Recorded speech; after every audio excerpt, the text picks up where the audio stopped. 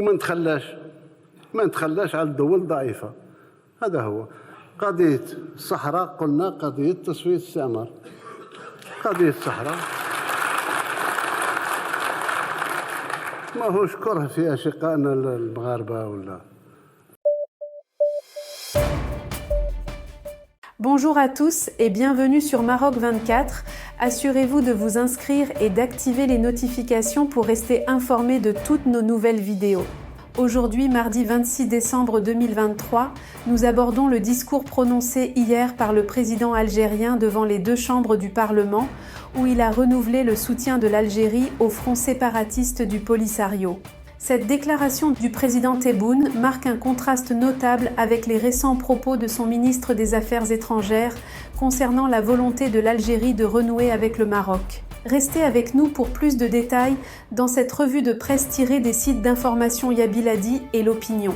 Quelques jours après l'avoir instauré par décret présidentiel numéro 23 à 462 du 19 décembre 2023 portant convocation du Parlement en ses deux chambres réunies, le président Tebboune s'est adressé à la nation au Palais des Nations du Club des Pins, dans la banlieue ouest d'Alger. C'est la deuxième fois qu'un président de la République algérienne s'adresse de manière solennelle au peuple à travers ses représentants élus.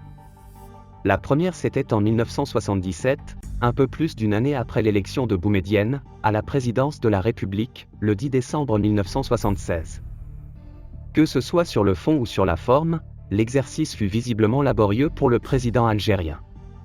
Tantôt il lit le texte qui lui a été préparé, tantôt il improvise et sort complètement du discours, allant jusqu'à établir un lien entre l'exploitation de l'importante mine de fer de Garad Jebilat, dans le sud-ouest du pays, et la mine de phosphate de Bled El Adba à Tébessa, dans l'est.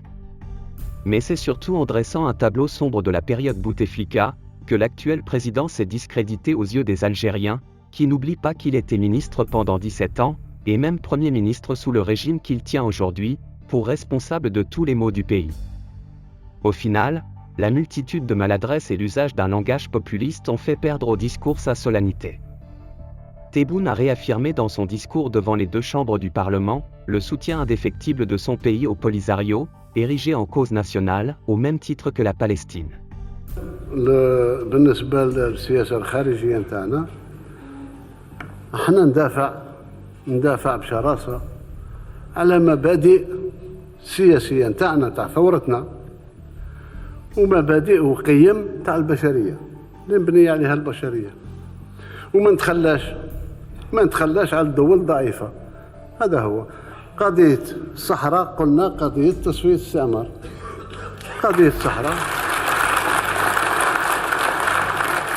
ماهوش كره في أشقائنا المغاربة ولا.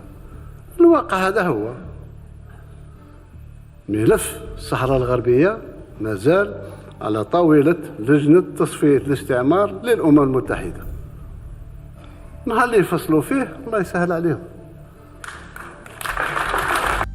Selon le chef d'État, ces deux dossiers seraient les piliers de la politique étrangère, du mandat de l'Algérie au Conseil de sécurité, du 1er janvier 2024 au 31 décembre 2025. Tebboune a rappelé que le Sahara occidental serait une question de décolonisation, inscrite à la Commission de décolonisation des Nations Unies.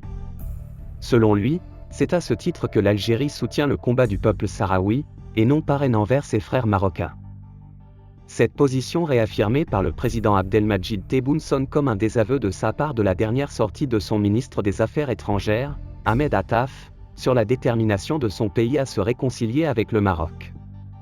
On peut considérer l'Algérie comme étant plus portée sur la recherche d'une solution rapide à la crise avec le Royaume, a déclaré le chef de la diplomatie algérienne. Ces propos ont été boudés par la majorité des médias en Algérie.